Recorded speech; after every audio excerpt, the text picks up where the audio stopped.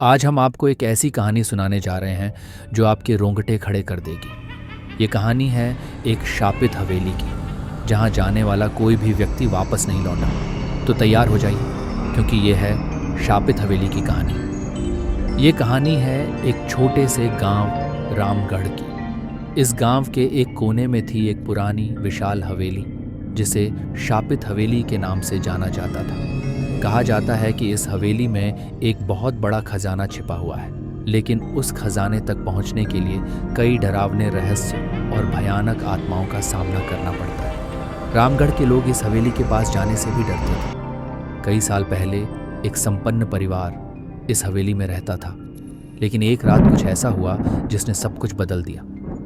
हवेली के मालिक ठाकुर अर्जुन सिंह अपने परिवार के साथ इस हवेली में रहते थे।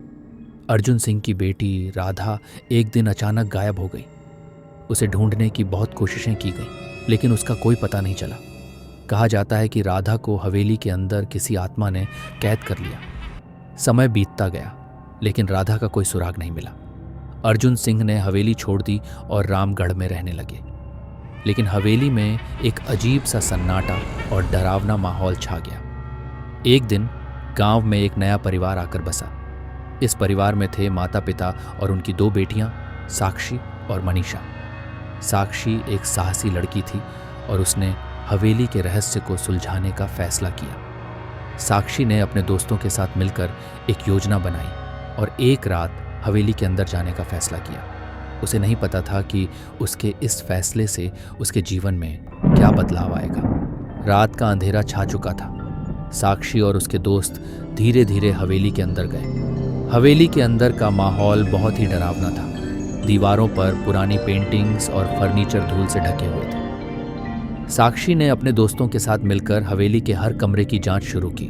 उन्हें एक कमरे में एक पुराना डायरी मिला, जिसमें अर्जुन सिंह ने राधा के गायब होने की कहानी लिखी थी।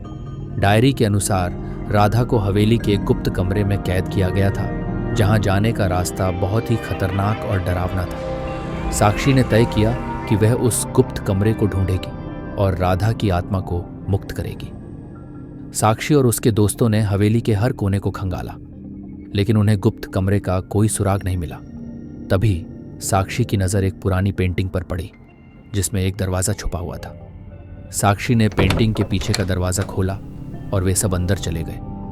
अंदर का दृश्य बहुत ही डरावना था। दीवारों पर खून के धब्बे और फर्श पर टूटी हुई हड्डियां पड़ी थी।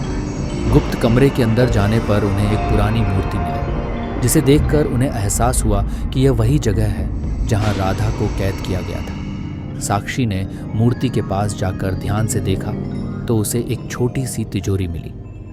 साक्षी ने तिजोरी को खोलने की कोशिश की, लेकिन वह बहुत ही पुरानी और जंग लगी हुई थी। उसने अपने दोस्तों की मदद से तिजोरी को खोला। अंदर एक पुरानी चाबी और एक पत्र मिला। पत्र में लिखा था कि इस चाबी से हवेली के सबसे पुराने कमरे का ताला खुलता है, जहां राधा की आत्मा कैद है। साक्षी ने चाबी लेकर उस कमरे की खोज शुरू की। काफी खोजबीन के बाद साक्षी और उसके दोस्तों को वह पुराना कमरा मिला। कमरे का दरवाजा जंग लगा हुआ था और उस पर कई ताले लगे हुए थे। साक्षी ने चाबी से ताले खोले और दरवाजे को धीरे धीरे खोला। कमरे के अंदर का दृश्य बहुत ही भयावह था। दीवारों पर खून के धब्बे और फर्श पर टूटी हुई चूड़ियां पड़ी थी। कमरे के बीचों बीच एक पुरानी लकड़ी की कुर्सी पर राधा की आत्मा बैठी थी। साक्षी ने राधा की आत्मा से बात करने की कोशिश की। राधा ने बताया कि उसे इस हवेली के मालिक ने यहाँ कैद किया था और अब वह इस जगह से मुक्त होना चाहती है। साक्षी ने राधा की आत्मा को शांति देने का वादा किया। उसने अपने दोस्तों के साथ मिलकर उस कमरे में हवन किया और राधा की आत्मा को मुक्ति दिलाई। राधा की आत्मा को मुक्ति मिलने के बाद हवेली का डरावना माहौल खत्म हो गया। साक्षी और उसके दोस्तों ने हवेली से बाहर आकर गांव वालों को इस घटना के बारे में बताया। गांव वालों ने साक्षी और उसके दोस्तों को धन्यवाद दिया और हवेली को हमेशा के लिए बंद कर दिया। अब रामगढ़ के लोग बिना किसी डर के अपने जीवन को जीने लगे। ये थी शापित हवेली की कहानी। एक कहानी जो हमें बताती है कि साहस और सच्चाई से हर डर को मात दी जा सकती है। अगर आप भी किसी ऐसे जगह जाएं तो ध्यान रखें, अतीत के रहस्यों को छेड़ना कभी कभी बहुत महंगा पड़ सकता है। शापित हवेली की कहानी में आपको डर और रहस्य का अनुभव हुआ होगा। अगर आप ऐसी और कहानियां सुनना चाहते हैं तो हमारे चैनल को सब्सक्राइब करें और इस वीडियो को लाइक और शेयर करना ना भूलें। अपने विचार और प्रतिक्रियाएं नीचे कमेंट बॉक्स में लिखें। हमें आपके फीडबैक का इंतज़ार रहेगा।